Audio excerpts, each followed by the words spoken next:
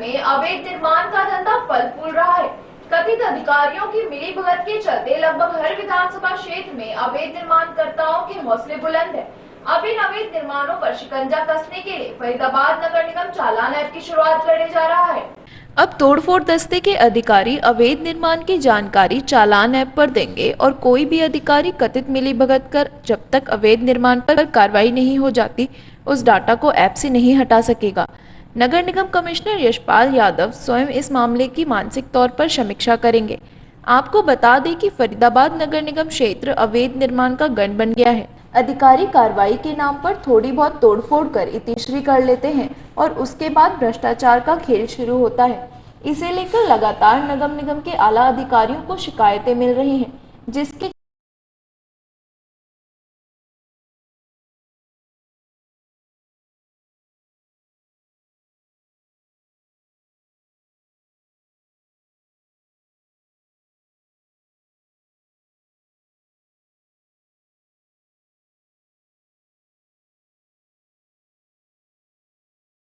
चीज़ें मैं आपको बताना चाहूँगा।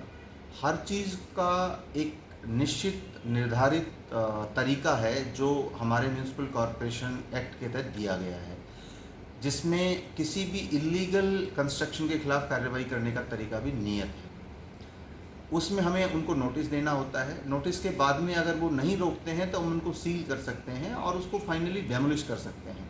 दुर्भाग्य से जो मैनुअल काम होता था उसके अंदर वो रिकॉर्ड कंपाइल करके नहीं रखते थे और वो फॉलोअप नहीं करते थे या दबाव में या प्रलोभन में उनको बंद कर देते थे।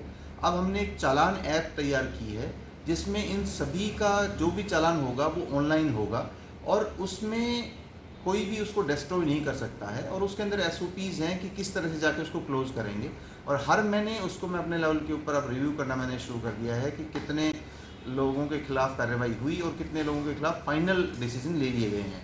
तो निर्णय कानून के हिसाब से होंगे और समयबद्ध तरीके में होंगे। इस चीज़ का हमने इंश्योर करने का पूरा इंतज़ाम कर दिया है। इसी तरह से हमारी रिकवरीज़ हैं, रिकवरी का एक कानूनी तरीका एक्ट के अंदर दिया हुआ है और उसके तहत इनको नोटिस देना चाहिए, उसके बाद पर्सनल हियरिंग का मौका देना चाहिए। उसके बाद भी नहीं होता है तो आप अटैच कर सकते हैं स्ट्रक्चर को। अटैचमेंट के बाद भी पैसा नहीं आता है तो उसकी ऑक्शन की जा सकती है। लेकिन दुर्भाग्य से इस पूरे प्रोसेस को यहाँ पर आज तक कभी भी कंप्लीट नहीं किया गया और लोगों के आसपास जाकर कैंप्स लगाकर उस माध्यम से ये रिकवरी करने की कोशिश करते हैं, जो कि ज़्यादा इफ़ेक्टिव नहीं है क्योंकि हमारी पहुँच ज़्यादा लोगों तक इस तरह से नहीं हो पाती है। तो अब उस कार्य के लिए भी हमने अपना एक तरीका निर्धारित जो कानून के हिसाब से है उसके हिसाब से काम करने का निर्णय ले लिया है और उसके हिसाब से हर महीने हम कितने लोगों के खिलाफ क्या कार्रवाई की गई है उसको हम रिव्यू भी कर रहे हैं और जो अगर किसी तरह की इसमें खामी पाई गई तो उसको दूर करने का प्रयास करेंगे। पहला प्रयास ये है कि कर्मचारियों को, अधिकारियों को, उनको सिखाया जाए, उनको समझाया जाए, मोटिवेट किया जाए। लेकिन बार बार ऐसा करने के बाद भी अगर कोई नहीं मानता है तो फिर उसको कानून के हिसाब से कार्रवाई करने के लिए बाध्य होंगे। तो अब इन चीज़ों को हम बेहतर तरीके से करने की कोशिश कर रहे हैं। सर जी है वो नगर निगम अपनी तरफ से एफर्ट्स करता है तो वहाँ से सुस्ती आ जाती है, जिसकी वजह से एक हौसले बुलंद होते हैं इंक्रोचमेंट और इलीगल कंस्ट्रक्शन करने वालों के। तो इसको लेके पुलिस प्रशासन के साथ भी कोई तालमेल बनाया जाएगा ताकि एक डर पैदा हो।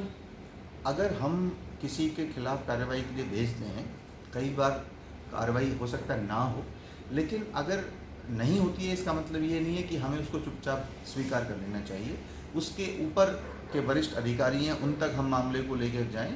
मुझे उम्मीद है कि इस तरह से हम उन चीज़ों को कंप्लीट कर सकते हैं और मुझे उम्मीद है कि जिस तरह से लगभग 1.5 साल से अच्छे कोऑर्डिनेशन के साथ में जिला प्रशासन और पुलिस और बाकी लोगों के साथ काम किया है, हम लोग भी बेहतर तालमेल के साथ काम करेंगे और मुझे पूरी उम्मीद है कि पुलिस का पूरा सहयोग म्यूनिसिपल कॉरपोरेशन को मिलेगा और वो कानूनन बाध्यता भी है। म्यूनिसिपल कॉरपोरेशन एक्ट के तहत प्रोविज़न है कि कोई भी अगर डायरेक्शन होती है तो वो जो कंसर्न SHO होता है, पुलिस अधिकारी होता है, म्यूनिसिपल कॉरपोरेशन को उसको असिस्टेंस करनी होती है।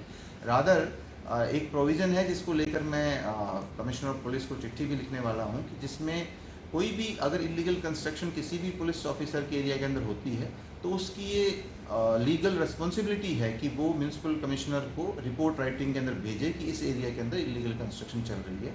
तो उन सब के साथ में, बेहतर तालमेल के साथ में मुझे उम्मीद है कि हम बेहतर ढंग से काम कर पाएंगे और ये इस तरह के इश्यूज़ को आसानी से हम सुलझा पाएंगे। सर मानसून का हम किसी के खिलाफ कार्रवाई के लिए भेजते हैं, कई बार कार्रवाई हो सकता है ना हो, लेकिन अगर नहीं होती है इसका मतलब ये नहीं है कि हमें उसको चुपचाप स्वीकार कर लेना चाहिए।